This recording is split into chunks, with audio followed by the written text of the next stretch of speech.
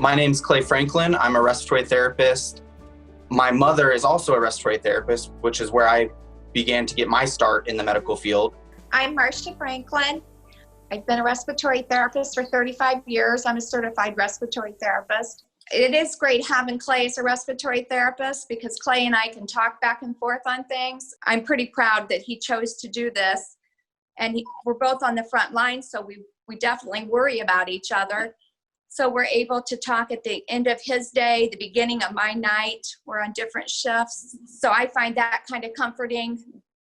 As far as a shortage goes with respiratory therapists, I think that is happening because people don't know what we do. They don't know that the field exists, or they don't know if the field would be rewarding. And I think that's why they need to research it more, or perhaps shadow. A lot of hospitals have shadowing experiences for people to see what a respiratory therapist really does and see just how rewarding it is. With this COVID-19 pandemic, we are becoming more of the limelight with the ventilators, and because this is a respiratory virus, and now all of a sudden respiratory is just coming out of everyone's mouths, and everybody's like, well, what's a respiratory therapist? This is our time to shine. This is to show the public, this is what we do.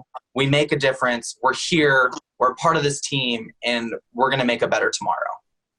And I feel the same way. I never thought when I started 35 years ago that I would ever be a part of a pandemic, but I am glad that people are finally seeing what a respiratory therapist does. I think that might be why a lot of people don't choose to go into the field, is they don't really realize what a gratifying position it is when you are out there doing it with your patients. Being a respiratory therapist, you can make the difference. You can be the reason that someone gets that second chance at a tomorrow. And we create bonds that can't be broken. Over my 35 years of service, I still hear from many of my patients. I may not see them in the hospital. I may get a note from them in the mail, or just something sent at work to me to let me know that they're still thinking of me and appreciate that what a respiratory therapist has done to get them through.